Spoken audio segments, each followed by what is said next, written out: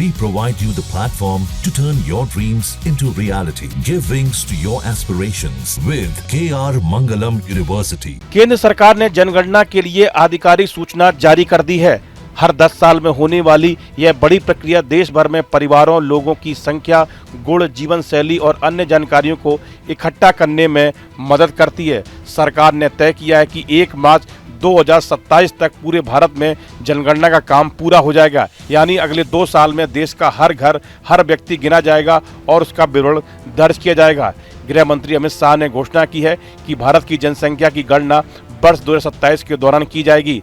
गृह मंत्रालय ने जनगणना अधिनियम 1948 के तहत जनगणना और जातीय जनगणना से संबंधित नोटिफिकेशन जारी कर दिया है। इस बार की जनगणना की प्रक्रिया 2 फेज में होगी, जिसका पहला चरण 1 अक्टूबर 2026 तक पूरा किया जाएगा, जबकि दूसरा और अंतिम चरण मार्च 2027 तक पूरा होगा। यानी 1 मार्च 2027 को रेफरेंस डेट माना जाएगा। यानी उस समय देश की जनसंख्या और सामाजिक स्थिति का जो भी आंकड़ा होगा वही रिकॉर्ड में दर्ज किया जाएगा और फिर ये आंकड़े सार्वजनिक कर दिए जाएंगे, जिसे आप भी जान सकेंगे।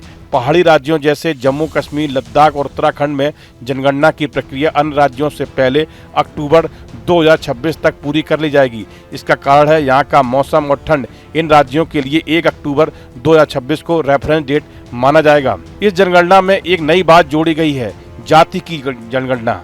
यानी अब केवल परिवार का स्वरूप और पेशा ही नहीं, बल्कि हर व्यक्ति की जाति की जानकारी भी जुटाई जाएगी। सरकार ने पहले ही इसका ऐलान किया था ताकि सामाजिक आंकड़ों में पारदर्शिता आए। इस बार की जनगणना में 30 सवाल पूछे जा सकते हैं, जिनमें नाम, आयु, लिंग, जन्मतिथि, वैवाहिक स्थिति, शिक्षा, रोजगार, धर्म, जाति और उप संप्रदाय, परिवार के मुखिया के साथ रिश्ता, आवासीय स्थिति, प्रवास से जुड़े सवाल शामिल होंगे। डिजिटल गणना के लिए सॉफ्टवेयर में जाति, उपजाति और ओबीसी के लिए नए कॉलम और मेन्यू शामिल किए जाएंगे। इस बार की जनगणना में जाति और संप्रदाय संबंधित सवाल भी शामिल किए जा सकते हैं।